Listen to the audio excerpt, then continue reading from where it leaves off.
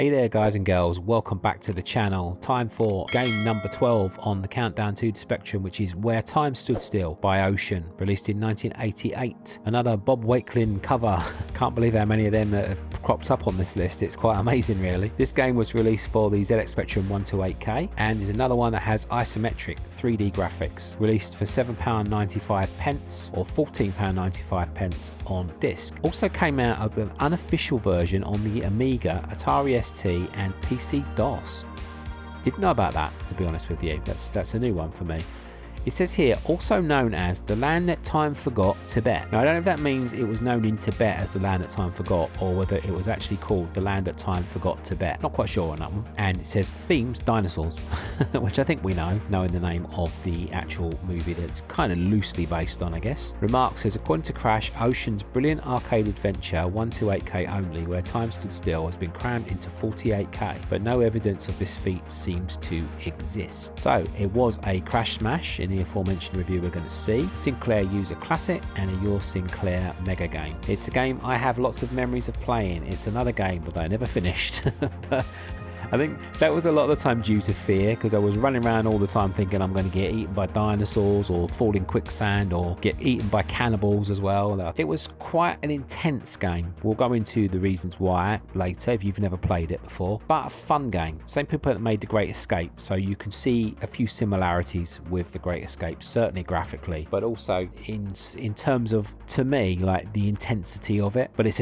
obviously a completely different game to The Great Escape. One of those games that you really wanted to finish, but for me there was a bit too much going on. But once again, another game that I think that is going to be very completable on the Spectrum. We'll talk about that later. And a game that looks really good. It's got a very similar graphic style for sure to The Great Escape, even down to the framing of the screen. And we're going to have a look at the Crash review now and see how they compare everything. It's quite a good looking little Crash review, this one. It's got some nice screenshots. For once, I've lined it out pretty well. I love that one in the top right corner. It says that's what becomes of being overweight.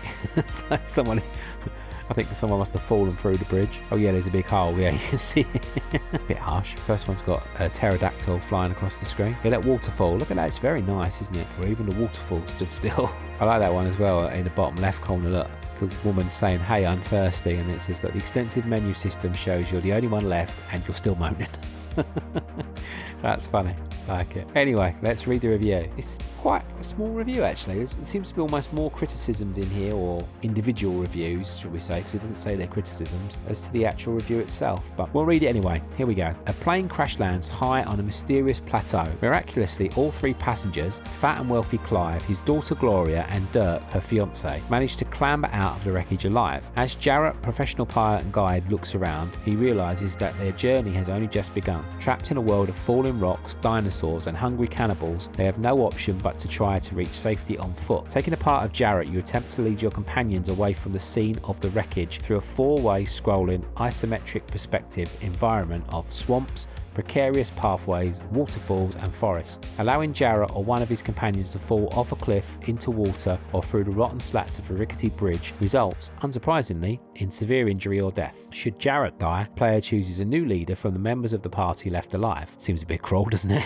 Well, I guess it's got to be done though. The inhabitants of this strange distant land provide a constant threat. Sea monsters flex their elastic tentacles, cannibals hurl spears, and pterodactyls swoop in from above ready to carry unwitting victims high into the prehistoric sky. Helpful objects ranging from gun to first aid kit are scattered around the plateau. A menu system allows these to be picked up, used and moved around. Each of the characters has his or her own inventory and is capable of carrying up to 4 objects. A series of status bars shows the company's collective state of health in terms of strength, hunger, thirst, and ammunition. As their stamina begins to drop, the characters, communicating through speech bubbles, begin to complain. Giving them supplies and an opportunity to rest boosts energy. Allowing the health rating to fall to 0 causes the party to die of exhaustion. As the journey continues, a calendar shows the changing date and indicates the passage of day and night. How long the party survives depends on the success of its leader. If Jarrett makes little progress, his companions become disillusioned and begin wandering off on their own. If he succeeds in navigating the treacherous plateau, he and his companions just might make it home. And comments wise,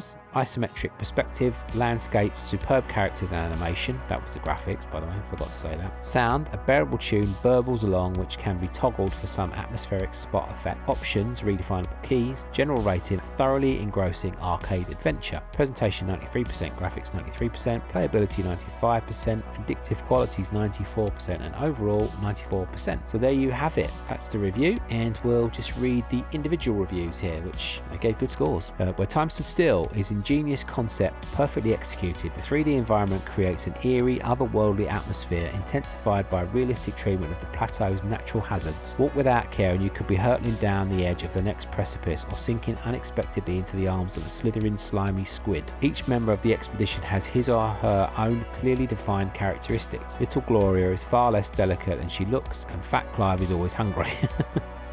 What makes this animated adventure so exciting is its element of unpredictability. You can take every possible precaution, but whether Dirk or Clive get carried away in the bony claws of a pterodactyl is still mostly a matter of luck. It's a pity that there's no save game option, a chance to behave totally recklessly without fear of consequences, but I suppose in the quest to survive you only get one chance. Don't just stand there, go out and buy it. 95% from Katie.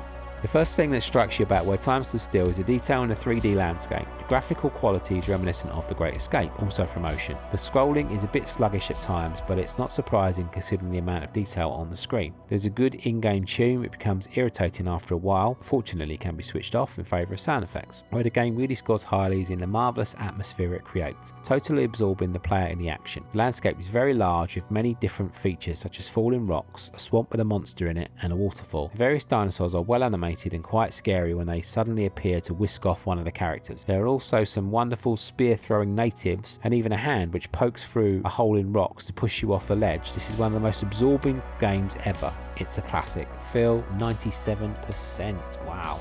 I haven't enjoyed playing the game so much for ages. Where Time Stood Still is an instantly playable 3D adventure that will keep you glued to your TV screens for months to come. All the graphics are detailed and clear with excellent backgrounds and well-designed characters. As you progress through the game, you'll find surprises around every corner, some not very pleasing ones either, which makes the game even more addictive. Dinosaurs that roam around the landscape add to the element of excitement, and the cannibals will soon get you running. The use of menus to pick up and drop objects is a good idea as it stops the screen being cluttered with useless information, but which menu does what is a little confusing at first. Just to give you an idea of how big the game is, it takes up 120k of my +3, and that's big. If you buy Where Time Stood Still, it will give you endless enjoyment for months to come. 92%. So great scores on that game. I think what they were saying though is the reasons why, when I played this at the age I was, I didn't finish it. It's because it was a very complex game and there was a lot going on, and also it was one of those games that literally, you could be doing great on, then all of a sudden one of your characters get eaten by a dinosaur, or the cannibals will come out of nowhere and pick people off.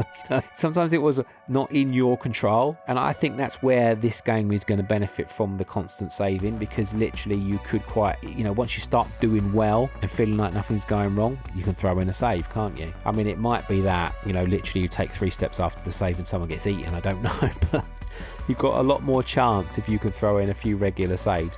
Because if you throw in a save and then all of a sudden someone gets eaten, if you walk left, then when you reload your save, obviously you walk in the opposite direction, don't you? You've got half a chance of doing it better, I guess, than we could back then. I always used to find this game very difficult, but I absolutely loved it. I remember watching the cheesy dinosaur movies of the time, and loving them, and it reminded me so much of like playing one of those movies. It was great, and I really did enjoy myself. It's just that it was quite complicated at first, like they said in their review. And also you were really terrified, like, watching your step every time you were going anywhere, and, worried about when you walked off screen that maybe something was going to be lurking over there that you had no control of. So there's a lot of tension in this game, but overall I remember it being a lot of fun to play, and I am really looking forward to playing this again. I think it really deserves the marks it got, quite honestly. Compared to The Great Escape, I'm trying to think if I prefer this or Great Escape. I would probably say I prefer The Great Escape in terms of the fact there's a lot less going on. It's a little bit more simple, but they're very comparable. It was almost like they made The Great Escape and then thought, where else can we take this? And then maybe they were looking at old movies back in the day and thought they could do this one. That's how it feels, because it kind of almost feels like weirdly like a sequel to The Great Escape, even though it is no relation whatsoever, but it kind of feels like that. It's made by the same people, similar looking graphics, similar looking style, based on an old movie. It felt a lot like an unofficial sequel, if you like, just changing the narrative on it, and I'm so glad while it's on the system. I mean, again, like I always say, you can add as many games as you want to this system, of course, but it's nice to have them actually included on the carousel. You know, that's a plus, and there's certain games that deserve to be on the carousel, and in my